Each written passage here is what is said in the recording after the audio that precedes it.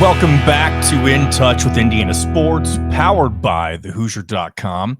John Alden with you. It has been quite some time, right? I was off for a week, enjoyed my time off, but I'm glad to be back. And I know we don't do the 3 episodes per week the way that we did a year ago, so taking a week off, looks a little bit different. But I was off from my other job, my day job, my iHeart job. And therefore, I decided to just take off from everything, fully unplug. And when I say unplug, I still kept up with a lot of things that were going on, but to a much lesser degree, and then caught back up as things started rolling again. So glad to be back with you. Hope you all are enjoying your summer. We are firmly in the dog days of summer. And I thought for the longest time that the dog days of summer was just, an expression, like something that people said when, it was just ridiculously hot outside and you couldn't really escape the insane heat and the summertime weather that was upon us. And I learned this not too long ago. The dog days of summer, it's actually a specific time period. And apparently it runs through from July 3rd through August 11th. That's the official time frame for what is known as the dog days of summer. And apparently the name comes from some sort of constellation that's known as the dog star Sirius. So there's actually, some substance behind where this came from. But nonetheless, we are squarely in the middle of what is my least favorite time of the year. And I'm saying that with smiles, though, because I am in a good mood. But it's kind of like this is going to sound maybe cliche, but it's kind of like hump day, right? We're squarely in the middle of the week per se, right? Not when this episode comes out, maybe when you're listening to it, who knows? But hump day represents, the beginning of moving downhill. Finally, sometimes that downhill ride, if you will. I was going to say downhill climb, but that wouldn't make any sense.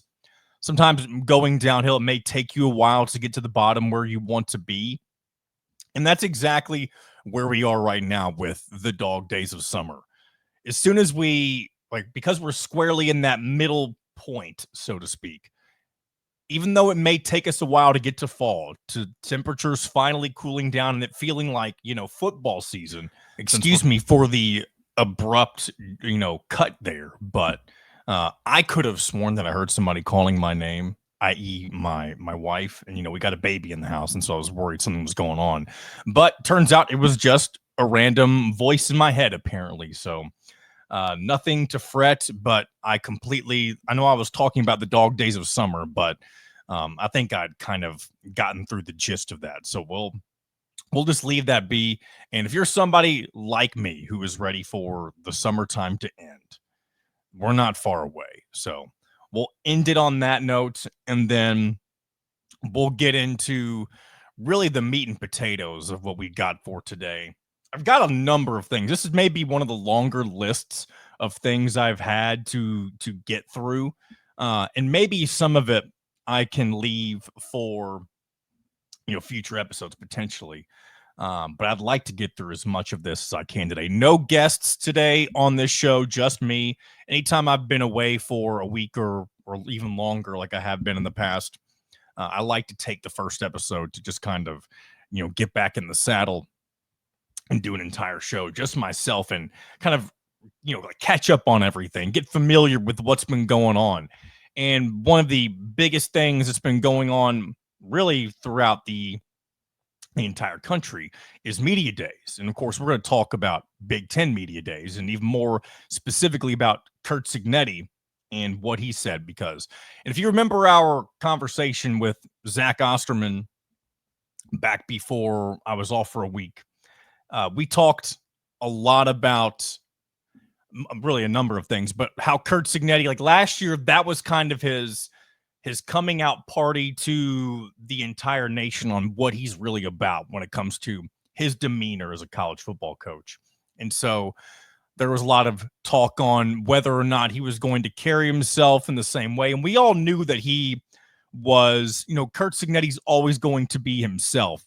And that doesn't always mean that he's going to come out, calling people out. And I'm not acting like that's what he normally does, but he's always going to give you a good soundbite or two, right? And another thing that these media day events have now turned into, and someone else, I think James Franklin had said this, the Penn State head coach. I think he said this during his press conference the other day. And this is specifically more so for the Big Ten and the SEC.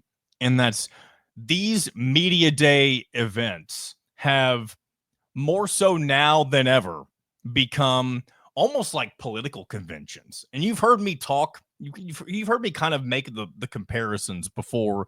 It's been a while since I've made this connection, but to me it's fairly obvious, especially the further we get into this division between the Big Ten and the SEC. But it's become like Democrats and Republicans, and I'm not saying that one conference is Democratic and one of them is Republican, but it seems as if you're in one camp or the other, and you believe in everything that one conference says versus what the other conference says. And whichever conference your team is a part of, you're going to believe, the things that they bring to the table as opposed to what the other conference brings to the table. And so there's more division than ever.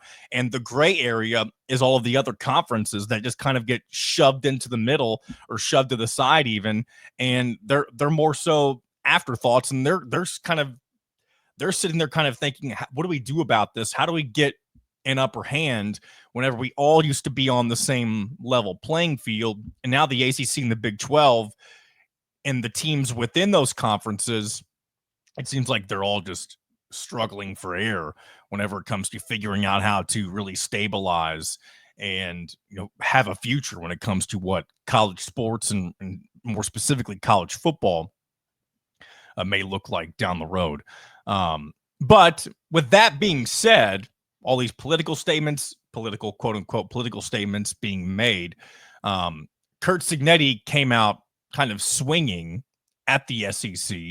And again, I know that most people, if you're someone who regularly listens to sports radio or sports podcasts, you may have already heard this clip that I'm about to play for you, because I know last week was when all this was really coming to fruition, really coming out into the media, of course.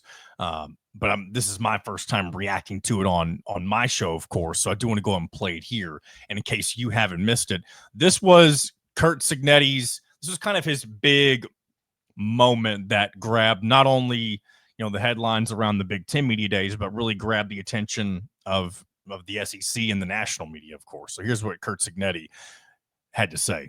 The two best conferences in college football, any football guy that's objective will tell you, is the Big Ten and the SEC. All right? 12 of the 16 SEC teams play 3 G5 or an FCS game.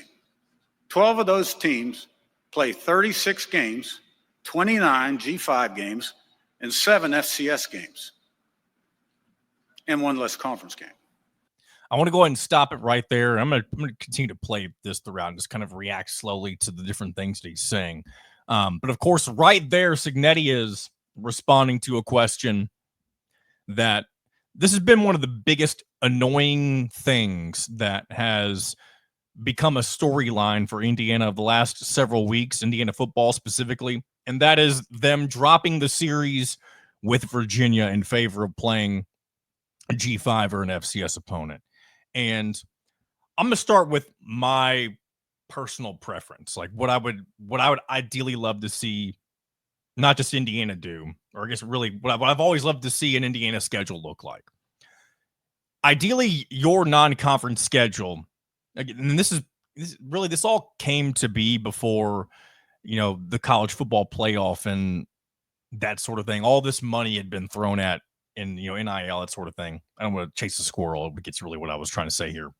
But my initial old school philosophy for building a non-conference schedule was you could play 2 G5s and one P5, P4, I guess, opponent.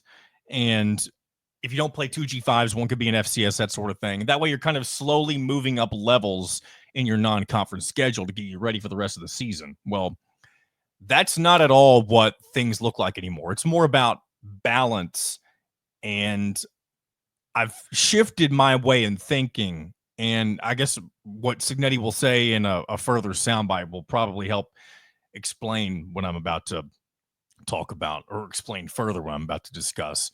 But the fact that the SEC is unwilling to move to a 9-game conference schedule, which the Big Ten's been playing 9 conference games for, I believe, 9 or 10 years now. I think it was at the advent of the 4-team college football playoff where that began to be a thing.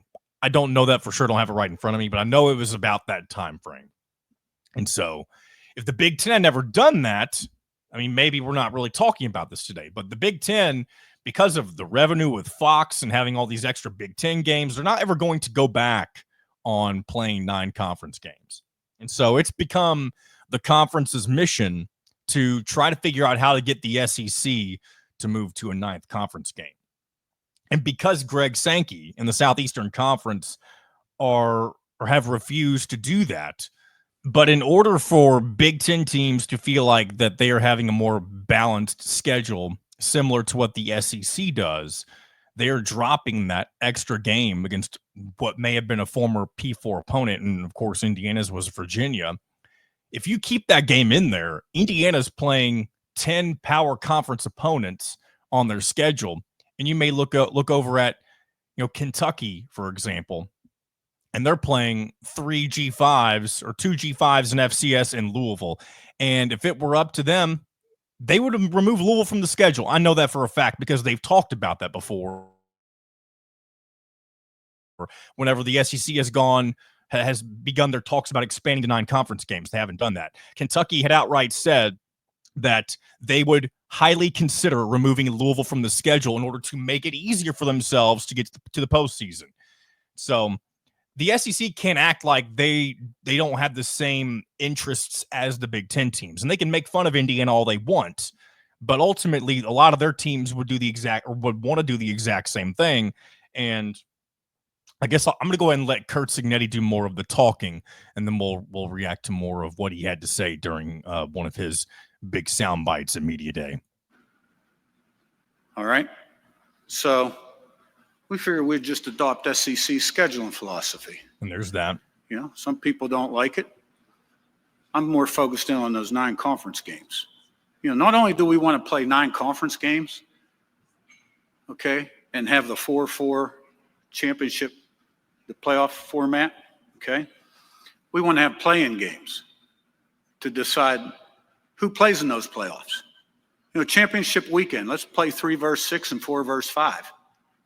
Right there. I want to stop right there again. This is something that I think I might have heard floated around before, but I haven't heard it mentioned a whole lot. And I'm assuming with Curt Cignetti throwing that out there, that means that that's been openly talked about, I would assume, at some level amongst the Big Ten officials, if you will. But on championship weekend, if you're playing the next best teams, I don't know, I guess they'd play a home, higher seed, higher ranked team in the Big Ten, whatever you want to call it, higher in the standings. I guess maybe they host, like the 3 host the 6th and the 4 host the 5. Winner of that becomes the top 3 and 4 to get the AQs.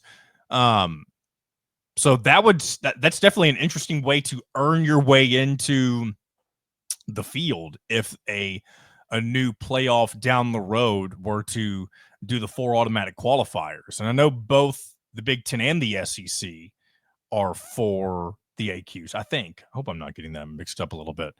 At least they both want 4, I think, a piece for their conference.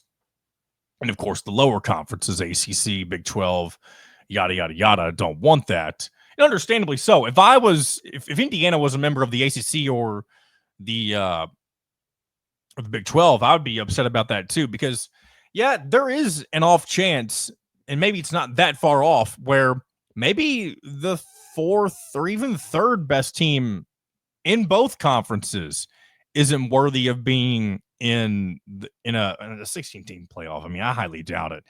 And that's why I do understand like having AQs, because if you do have some that are on the bubble, like that 17th or 18th ranking, having that AQ helps grant them that spot no matter what. But that would also, leave out some others who, wouldn't be guaranteed that spot. But then right there, you're also leveraging the power of your conferences because it's more difficult in the Big Ten and the SEC to win the majority of your games. It feels like I'm talking myself into why it's the right thing to do to have AQs for both of these conferences.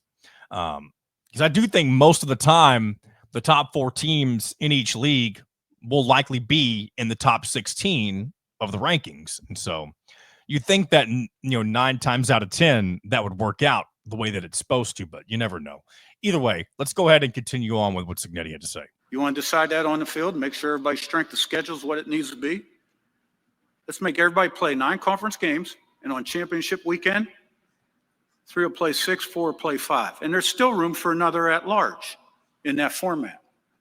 And why shouldn't the Big Ten have 4 AQs? Because Ohio State actually finished 4th in the conference at the end of the season. Indiana and Penn State were tied for 2nd. They won the tiebreaker. Ohio State won the national championship. Okay? You don't put the best teams in the playoff, give the best leagues the AQs, but make them earn it with play-in games. And we wouldn't be opposed to Big Ten SEC regular season games every year. We need to standardize the schedule across the board if we want to have objective criteria for who should be in the playoffs and who shouldn't. And we need to take the decision-making off the committee to some degree.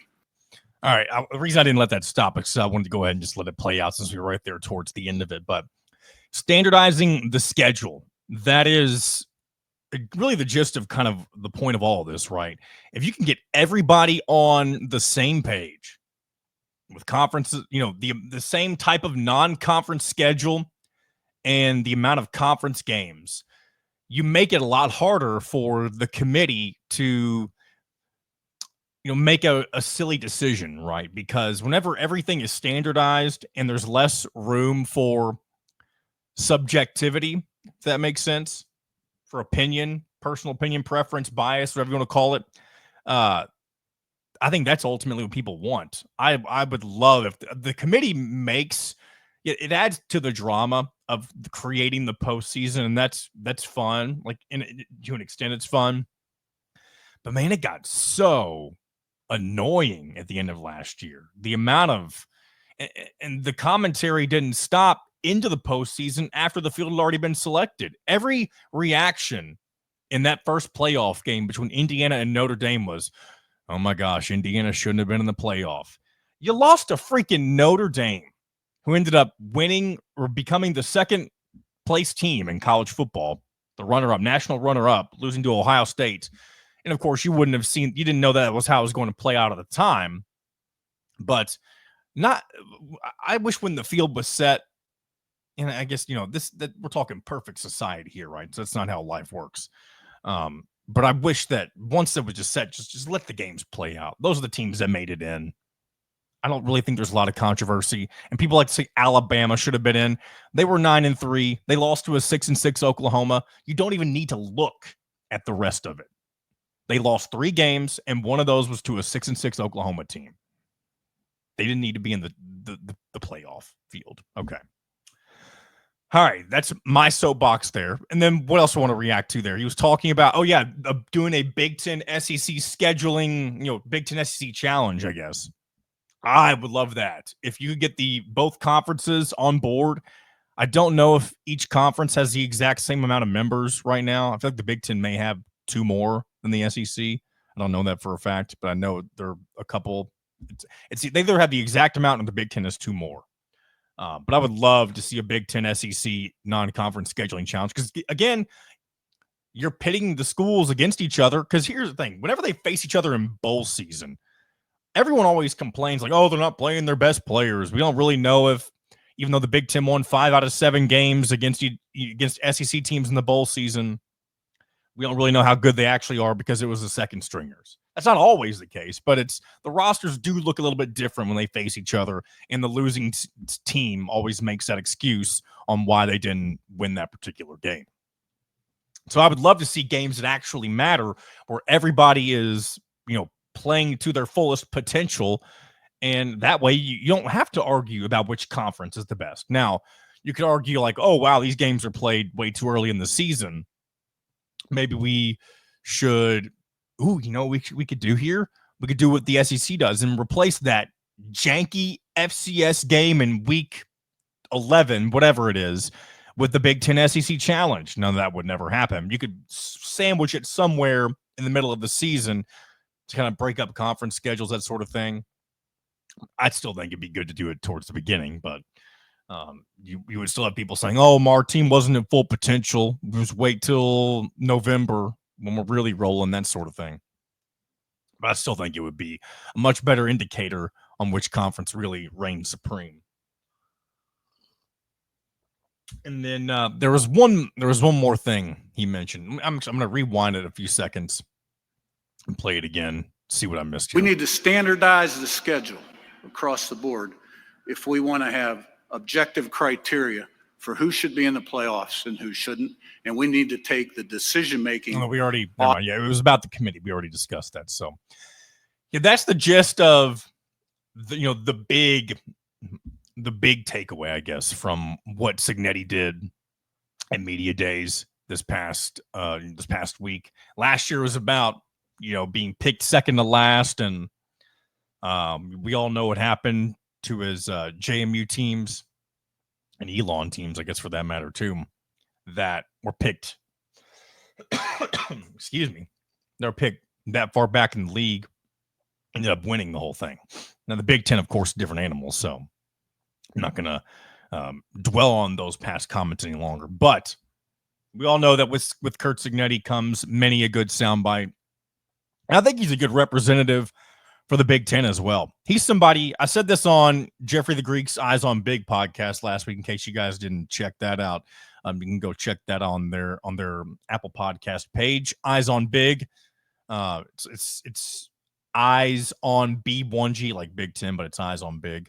But Jeffrey and I talked more so rawly about, more raw about what was said from Cignetti at Big Ten Media Days. And just kind of how, the demeanor is going to be different. And I feel like where I just took that is not where I was initially wanting to take it. For some reason, my brain is jumping around in a bunch of different directions because I'm still wanting to move on to something else now. But either way, if you want to hear more, we'll stop with this. If you want to hear more of my comments and some others' comments on Indiana football and what was said in media days from Cignetti, check out the Eyes on Big podcast. It's a really good show. And of course, we had Jeffrey the Greek on our show a couple of weeks ago as well. So be sure to check that out. All right. I do want to check one more thing. It's not Big Ten Media Days related, but this is, so you all remember last year, Deshaun Foster's awkward media day comments or lack thereof whenever he just kind of froze up on stage. Well, we had another awkward moment, not from Deshaun Foster and not from anybody at the Big Ten, but this is from Baylor's Dave Aranda. And this clip that I'm about ready to play is a little over a minute long. And I think I'm just going to let it play all the way through. And yeah, we're just going to let that roll. Maybe some of you all have already heard this, but let's just let the clip roll. There's a scene in The Wolf of Wall Street when they're talking about throwing midgets, and it's like, hey, this midget, can he roll there? And you go, no, he doesn't roll. You throw him. You know what I mean? And they're made for throwing. And then after a while, they start talking and they go, well, you know what? I think if you start talking, they may think they know we're making fun of them.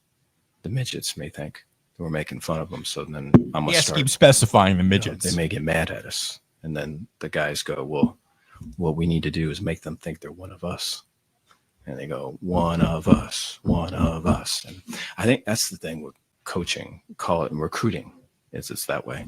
They talk about acquiring players, getting rid of players, just like that. And the whole thing underneath all that is they make them think they're one of us. You know what I mean? And it's like, but I don't know. Do you have to do that to win? That sucks. Yeah. Oh my gosh. So the best thing I heard, the best comment I saw from this was it reminded somebody, and then of course I agreed with it. It reminded somebody of Michael Scott saying, sometimes I start a sentence and I just don't know where it's going. Sometimes I do that on this show. What do you know? But not with this. I mean, this dude he thought he had a brilliant comparison from The Wolf of Wall Street. And I think the word midgets came out of his mouth, and he immediately knew that he was about to go down a path that was going to be hard to get out of. But he just kept on going, and it made for a very awkward comment, I guess. Definitely made its rounds on the social medias, and I got a good laugh out of it. But I mean, Dave Aranda, he is, I mean, of course, this doesn't necessarily dictate how you are as a coach, but it's just very strange just to have things like that. Just, I mean, maybe he knew he was going to do that, but I don't know. The way that he kind of carried himself with that comment, just, you could kind of tell he was spinning his wheels. That's wanted to play that because it was very, very weird. I wonder what are we going to have next year? What's going to be the trifecta, the triumvirate of awkward comments or lack of comments in Deshaun Foster's case for the 2026? What's going to make the third round next year? Look forward to see which head coach says something completely out of pocket next time. All right. Before we transition into what I have planned for us next, I'm going to tell you guys about a new sponsor. Not for this show specifically. It's an On3 sponsor, but they want all of their affiliated podcasts and shows to, I guess, be a part of this. So we're thankful that we're a part of this as well. And I'm here to tell you about Rhoback Activewear. There is only one way to describe Rhoback: best fit, best feel. For those who aren't familiar with Rhoback, they are completely changing the game with their incredibly comfortable activewear. Rhoback has released so many items with their new licensed game day collection, and it's our favorite too, with novel polo designs and clean hoodie and Q-zip designs for some of your favorite schools. It's definitely worth checking out. Nobody else on the market is pairing these level of custom designs with this quality of activewear.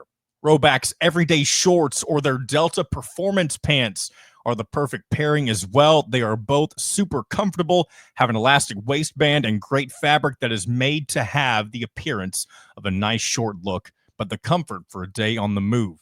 Rhoback has also been proudly leading the NIL charge, having signed partnerships with multiple college football stars, past and present, and are becoming the go-to brand for college athletes across the country. And if you're somebody who's looking for Indiana related gear, you can use the code IND20 on Rhoback.com for a generous, 20% off for all new customers through the end of this week. That's spelled RHOBACK.com. That's 20% off all performance polos, shorts, and more with code IND20.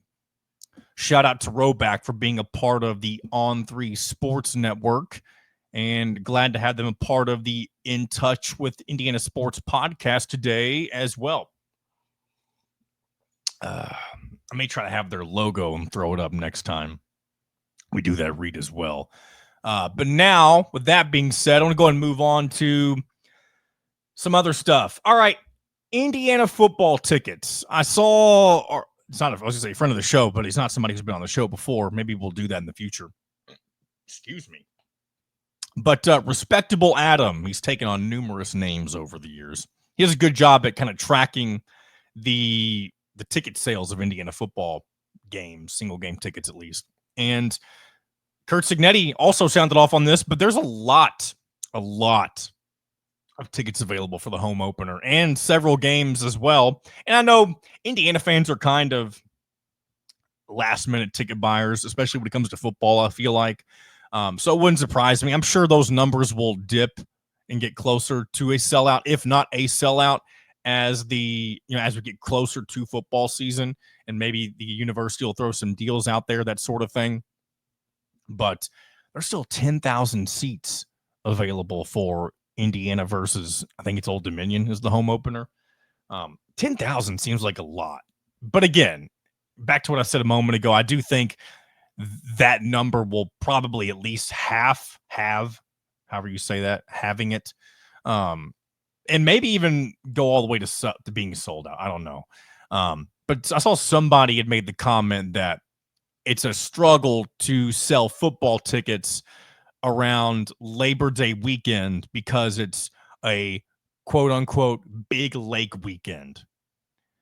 Now, maybe this is just me being this way, right? But come on. A big lake weekend. I know Monroe Lake in Bloomington is a big party lake, especially for students and it's the beginning of the school year, that sort of thing. But come on. Really? You can go to the lake now. You can go to the lake after the game. I don't even know if they have a kickoff time yet for that.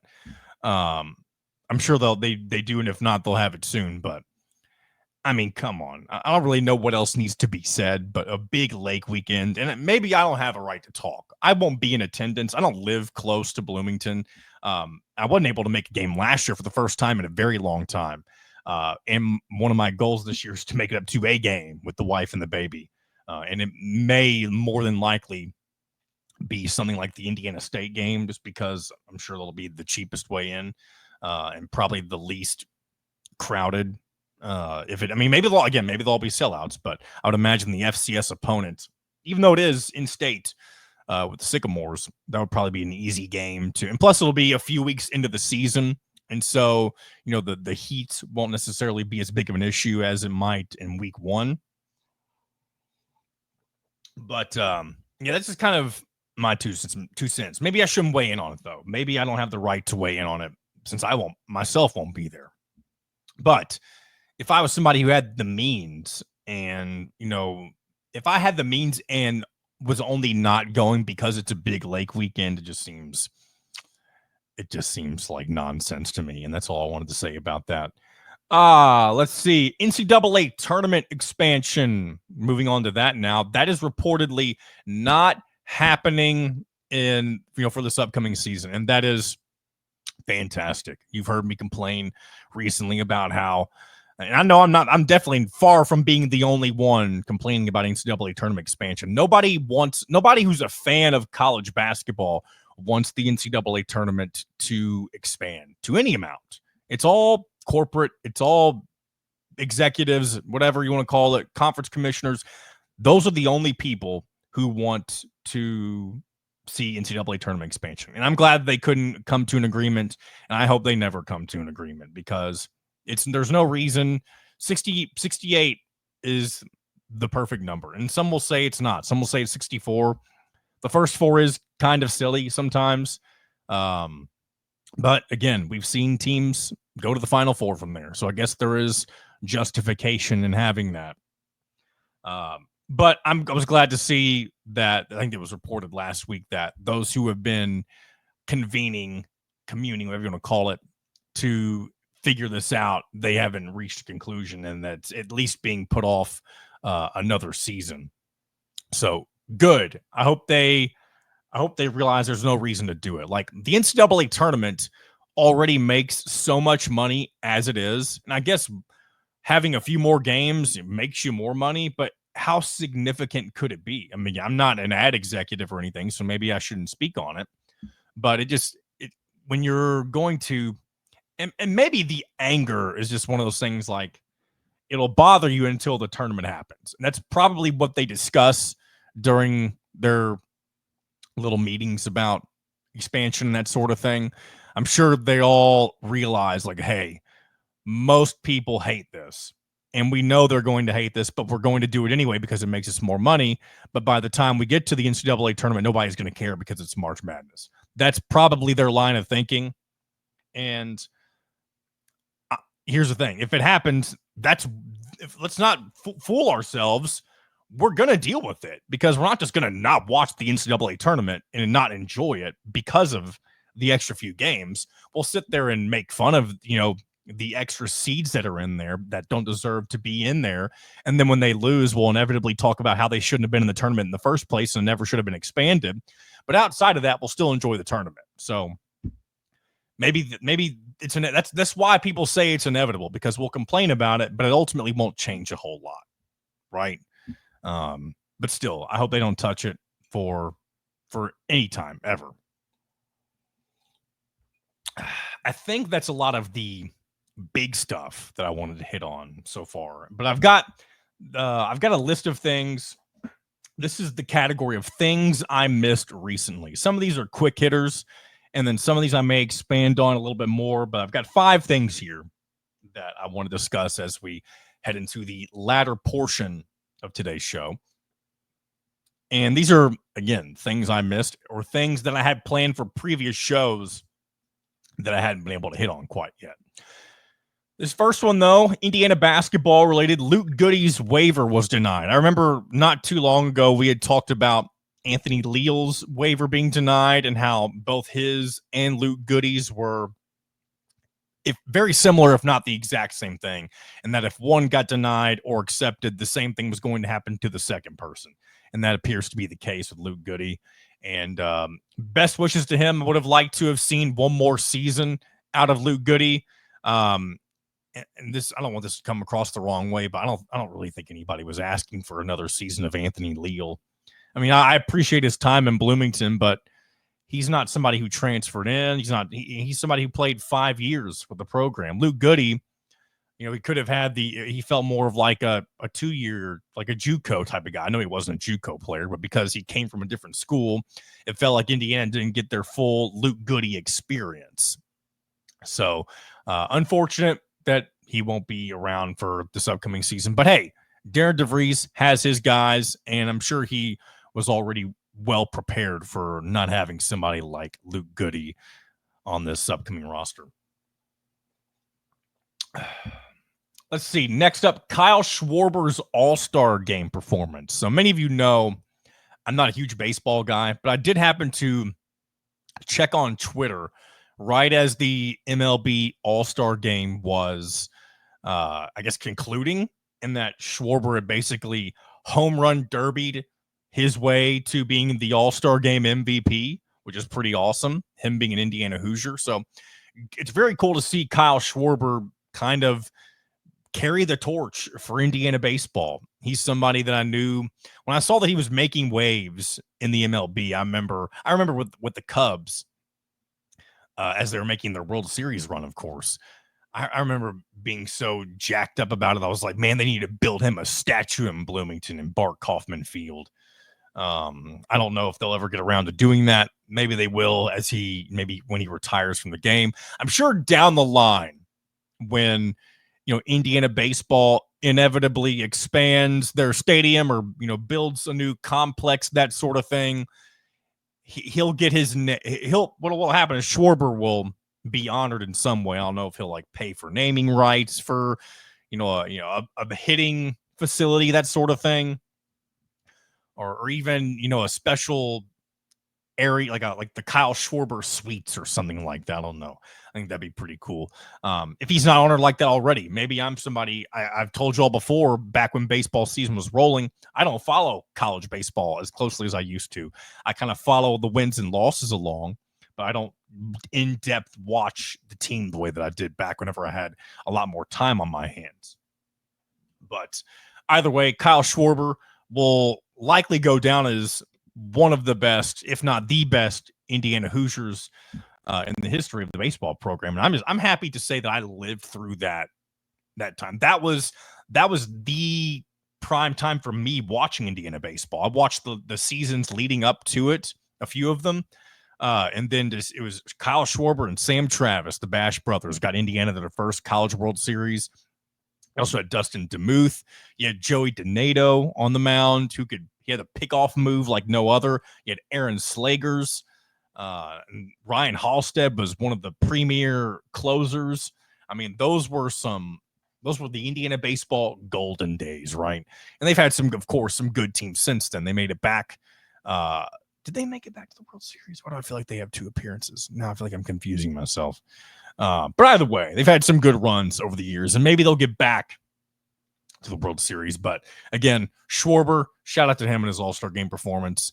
And shout out to him for making whenever he was down and out. Remember, he had to work his way out from the Arizona Fall League during that Cubs run.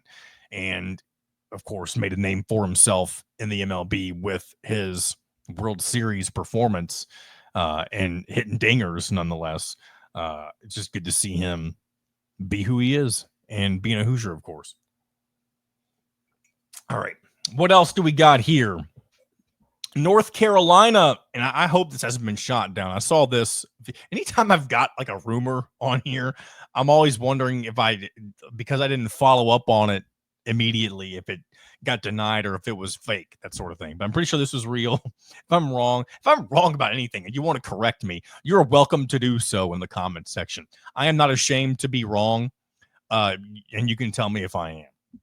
You can also tell me if I'm right if you want to do that. But either way, North Carolina is apparently exploring a future move to the SEC. And when I initially saw this, I thought this was more immediate. Maybe not this season, but the upcoming season.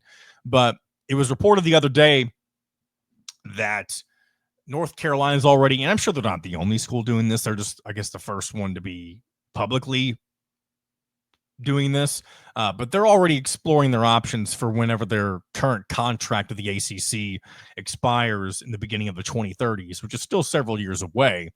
And I guess maybe they could be potentially figuring out how to get out of it sooner. But if not, then I guess maybe if they're just figuring out how to get out of it whenever the conference contract ends, then they won't be the only team doing this. I'm sure only school doing this. But I always thought that North Carolina would make a move to the Big Ten before they made a move to the SEC. But both conferences, North Carolina would fit into both conferences very well. Of course, the SEC, they already kind of are in the South, even though it's not quite. I mean, I guess it is kind of in that same vicinity as the rest of the SEC now, because you got South Carolina just below them. But I always thought the Big Ten they wouldn't just go for football brands. They would tend to go for those who were a brand, but also good at basketball. Like North Carolina, not necessarily known for football. Of course, they've got Bill Belichick at the helm this year. So that'll, of course, be interesting to see how that plays out. But, of course, North Carolina is known for basketball. And so a lot of people always, and myself, of course, is included in this, it's speculated that if the Big Ten expanded further, they would go back to the East and get teams like North Carolina, maybe a Virginia, and maybe they'd still pluck a few more from out West. But I kind of feel like the West has been taken care of at this point. They're not going to get a Cal. They're not going to get Stanford. They're not going to they're not going to reach for the lone wolves in Washington State and Oregon State. You're going to be plucking from the remnants of the Big 12 and the ACC. And I guess you do have, Colorado, Deion Sanders. That's a heck of a brand to, I guess, associate yourself with. But I don't know if they would ever, humor that. So, I mean, if both conferences dissolved, maybe that's when you would see them just kind of drafting the Big 12. Man, is that what would happen? I know I'm kind of chasing a squirrel right now, but if the Big 12 and the ACC just said, all right, we're done, we're not making money anymore, would it be, I bet it would come down to a draft of some sort for the teams.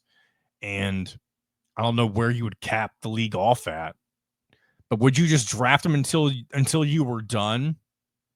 And then, maybe you have 2 30-team conferences, something like that. And the rest, the G5 becomes their own league. And, you just have the Power 2 with the Big Ten and the SEC. I think if you do that, though, I think you should just rename your conferences. The SEC and the Big Ten, if this ever happens where it's 2 massive leagues for a 60-team, I guess 1 big league with 2 divisions. And maybe that's what would happen. Maybe you wouldn't have conferences at all. Maybe you would have just 1 big entity with 2 divisions that would not be called the Big Ten of the SEC. You'd call them something else.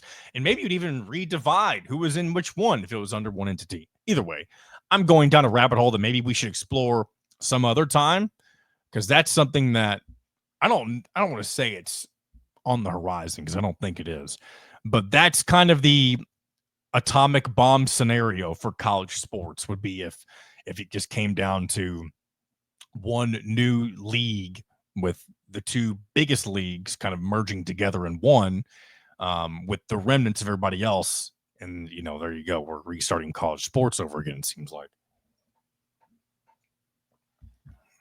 Either way, food for thought, right? All right, two more things I want to get into, and we're going to go and hit on both of these things. We got time. It's only been 45 minutes. But this is something that seemed to anger a lot of people the other day on social media, and that was Dave Portnoy was apparently, and again, this is also falls into the same category as the last story of, I don't know if this still remains to be true or if it was all just rumor or speculation, but there was talk that Dave Portnoy, famed Barstool Sports CEO, I think, I don't know if that's his official title. I know he's one of the main guys with Barstool, but he is supposedly creating a contract, or Fox is creating a contract for him to be a part of Big Noon Kickoff. And I'm sure there's a lot of Barstool / Dave Portnoy fans out there, but I couldn't find them the other day. And I guess Twitter or social media is where people go to complain about things, more so celebrate them. And so I'm sure all the people who were excited about Dave Portnoy in this news probably saw the report and were like, this might be pretty cool. And they just left it at that. But those who did not want to see it happen were very loud and proud about it whenever it was announced that this may be happening. And I didn't say anything, but I was along the lines of thinking of, we don't need more Dave Portnoy. And not that I dislike him or his content. I think he does a great job with Barstool. And this just comes down to a personal preference thing. But Dave Portnoy has a very punchable face. And I doubt he would ever see this. And if he did, that would just mean that this clip got into the hands of somebody who wanted this to go viral and him to see it. But I don't want that to happen. But he just has a very punchable face. And it's just one of those things. I don't want to see more of him on Big Noon Kickoff. And I'm sure many people would agree with me. But please, for the love of God, please don't clip this. I guess I'm just being silly, but see, because that's what always happens, right? With small shows like me, they don't get big until something stupid like this happens. And I'm sure because I'm talking so much about it, it's obviously not going to happen. But it's one of those things that when I said the punchable face comment, I'm like, let's maybe back that up or mention that we don't want him to see this, because he probably won't. Right. We're overreacting here. But Dave Portnoy to Big Noon Kickoff, if it happens, sure. I like Big Noon Kickoff with the lineup that they had already. But of course, their goal is to compete with College Game Day with ESPN and create a better product than them. And I think they do a good job so far, or for the most part. They'll never be the exact same show, and they shouldn't be the exact same show. But I think they've got a good lineup of personalities. I think they have two of the best play-by-play, or two of the best commentators for those games, Joel Klatt and Gus Johnson. I'm sure some people would disagree about Gus Johnson, but I've always loved Gus Johnson. But either way, I think Fox has got a good lineup of people for BNK, and game day's fine. It's obviously going to be different without what's his name? Lee Corso. Why couldn't I think of his name? Indiana guy. Lee Corso. It's going to be different when he's gone. I'm actually looking forward to seeing how his final show goes. I think it'll be the show in Ireland, I would imagine, with Farmageddon, Kansas State and Iowa State playing in Ireland. But one thing, I guess I'm chasing this segment should just be called Chasing Squirrels, because that's what I end up doing anyway. But chasing a squirrel with these Ireland games, and really all of the week 0 games in general, they're games, they're selected because it's not usually the biggest name. You don't usually get a lot of big time brands on week 0. You may get one, maybe two. In this case, they're getting a rivalry game with Iowa State and Kansas State playing in Ireland. Last year you had Florida State and Georgia Tech. Of course, Florida State being the big deal, and that being the beginning of their downfall. My God, what a horrible year they had. And then before that, I don't know if it was the exact year before that, but I do remember Nebraska and Northwestern playing in Ireland, and that was the infamous random onside kick that Scott Frost did while they were up for no reason. Very silly. And then they ended up losing that game, which is fantastic. And that was the beginning of his downfall. The Ireland games seem to be notorious for ruining seasons. So maybe you don't want to play in the Ireland games for week 0. Either way, last thing. I initially had this at the top of my things I missed list, but it's really the least important, but maybe it's the most fun. But everybody last year and now this last few weeks, as the new iteration of this has been released, but the EA Sports college football game took the world by storm whenever it was announced that it was returning, with NIL incentives, that sort of thing, for players to be included. And then they had the second edition of it released this past summer for the upcoming season. Well, EA has recently announced that they are going to do a college basketball version. And people are so excited about it. And, they're like, oh, I can't wait to play as so-and-so or whatever. People have been making their fun comments on social media about it. And then they released, they mentioned when the game was going to come out. I'm going to double check when this is, because I want to get this correct as I type into the old Google machine, because this game is not going to be released for quite some time. EA Sports College Basketball is going, man, and here I am doing research on the air. I can't find it. Oh, yeah, here we go. Here it is. The target release date for EA Sports College Basketball is 2028, 3 years from now. And yeah, cool. But get excited about it if you're somebody who's younger and you're like, yeah, in 3 years I'll be in college, whatever, and I can enjoy this game while I'm at the school that I'm playing as, that sort of thing. But if you're me, and maybe I'm not the target audience for this anymore, but I also feel like I am, because a lot of people my age do play this game. But if you're like me, you when you have a kid, you start. I've talked to someone else about this. You start to think in how old your kid will be at that time. Now, once you have kids in 2028, I'll have a 3-year-old. Like, am I going to have time to play something like this in 3 years? Probably not. Maybe I can now and again. I have mentioned before, I think on the show, I do like to game. It's more of a retro gaming hobby than anything. But for somebody, I know everybody likes to do dynasty mode in these games, and that takes up so much of your time. I know people who sink hours and hours and hours into their dynasties in EA Sports college football right now. You can't do that. At least I can't do that. So either way, I'm sure some of you are excited about it, but you're going to have to wait a little bit. 2028 hasn't been around for 16 years. I saw somebody say they need to do a baseball version. I know there were a couple. I even had these when I was a kid. I had MVP 07 NCAA baseball. I think they had 2 iterations of a college baseball game, which is crazy that they even had that, to be honest. Would that come back? Who knows? If they can make NIL off of it, maybe they would. So that will conclude not only my list of things I missed recently, but that will conclude today's episode of In Touch with Indiana Sports, powered by thehoosier.com. Hopefully you guys stuck around for the entire thing. If you did, leave a comment. Let me know that you enjoyed it. If you didn't like the show, let me know why you didn't like it.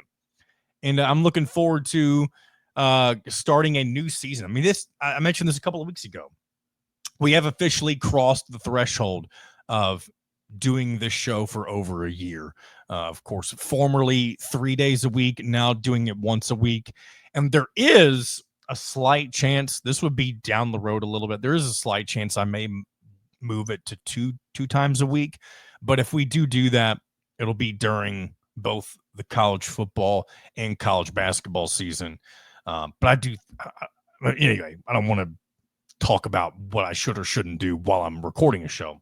But either way, that is a potential possibility down the road. So for those of you who have been with in touch with Indiana sports from day one, since day one. I appreciate you. If you're just now jumping on as the new college sports season gets underway, we're glad to have you aboard. And I look forward to hopefully another fun and successful year of Indiana Hoosiers football. We're not far along, and really we're about a month away from kickoff from Memorial Stadium. I think it's August 31st, a little over a month. But I'm very excited to see the Hoosiers take the field. And I fully believe that we're not going to see a repeat of the 2021 season where there was so much hype and excitement off of a successful season the year before to where things like the bottom falls out. I don't think we're going to see that this year. Cignetti's the real deal. And as long as he is leading the charge in Bloomington, I think Indiana football is here to stay. So looking forward to chatting about that in the coming weeks. Going to have as many different guests on as I can throughout this upcoming season. Hopefully a bunch of new faces as well that I can introduce you all to, and introduce myself to, I should say. But until next week, this has been another edition of In Touch with Indiana Sports, powered by thehoosier.com.